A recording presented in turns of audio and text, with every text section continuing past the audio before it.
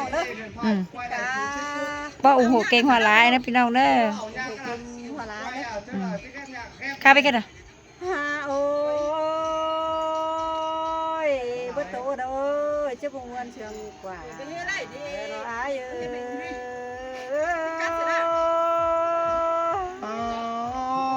ย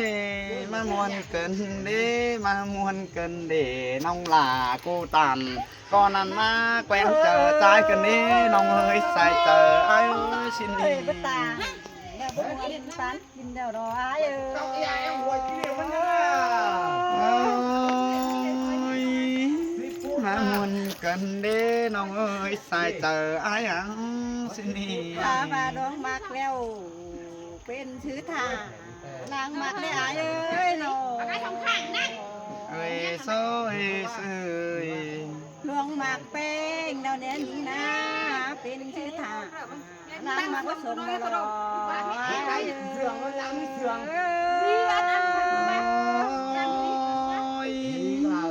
มวนกันเน่น้องหลากูตันก่อนนั้นมาเป็นเจอใจกันนี้น้องขั้นเบิร์ดเราไปแล้วปะ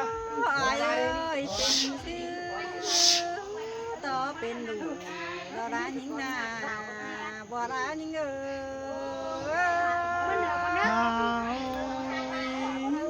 มามวนกัน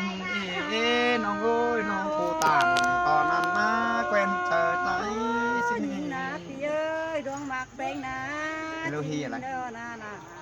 เอ้ยยิงคิดถึงเธอแป้งช่างหันกะเตอ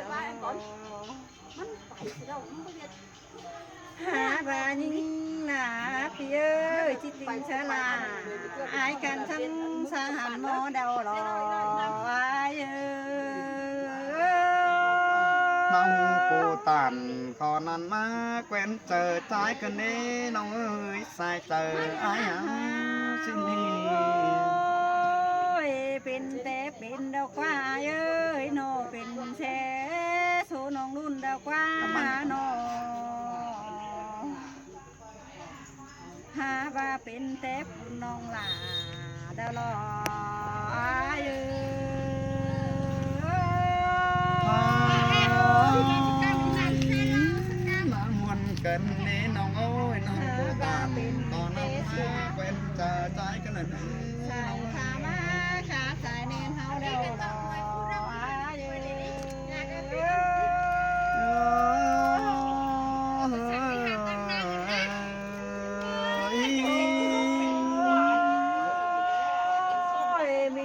วันเอ้ยยิงนาเป็นชื่อถา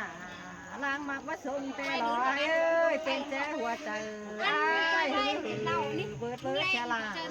ลอยเอ้ยโซล่า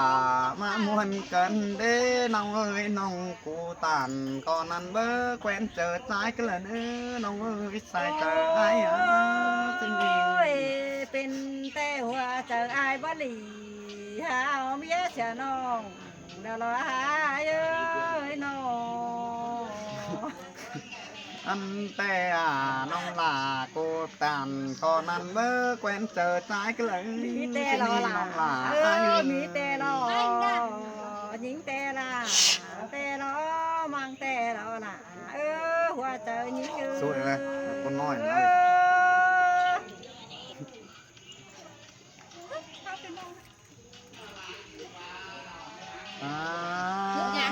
โอ้ยน้องโอ้ยนี่อันมาควันใจเต้หน้าน้องหลาไอ้เอ้ยใส่เจอไอ้โอ้มาเสียงแต่ละล่ะอันมานี่น้องหลาไอ้เอ้ยนี่ควันใจนี่เมื่อซื้อแต่หน้าน้องหลากูเจไอ้กว่าตึกตองผูแล้วนี่ใส่เจอไอ้โอ้เอ้ยใครนี่นี่ฮะก็ใครนี่แต่หน้าน้องหลาไอ้เอ้ยใครลาเป็นไรในเป็นจูข้ามถึงเขาที่มีเงินใส่ซื้อเลยน้องหลาไอ้โอ้เอ้ย อันนานี่น้องเอ้ยเมื่อซื้อเตหนาหลวงหมักแป้งนี่ควันใจนี่น้องหล่าไอ้เอ้ยนี่อันนาควันใจนี่จีหัวฟัดต่อล้างหมักนี่น้องหล่าไอ้เอ้ยสายใจไอ้โอ้อันนานี่หักโอ้ยนี่สองหักกันเดียวหูหน้าแต่เมื่อซื้อนี่นี่อันว่าก็ฝรั่งนั่งมังนี่สายตาอายโอ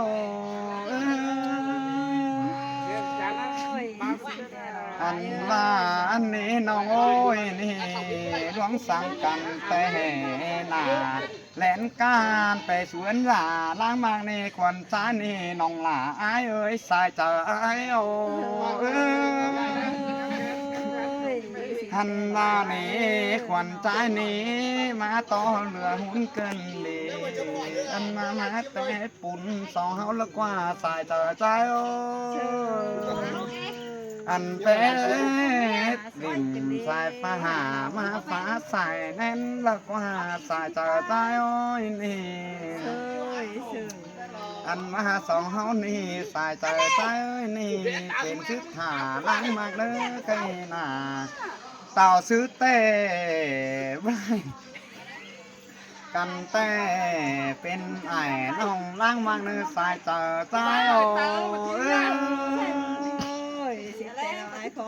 ควันใจนี่น้องหล่าไอ้เอ้ยน้องอันมาปั๊มมวนควนใจก็บ่หลายที่หลายไปมุ่งแค่ไหนเรามาจอกพี่น้องก็เชื่อกันโตเลยเนื้อสายเจอใจโอ้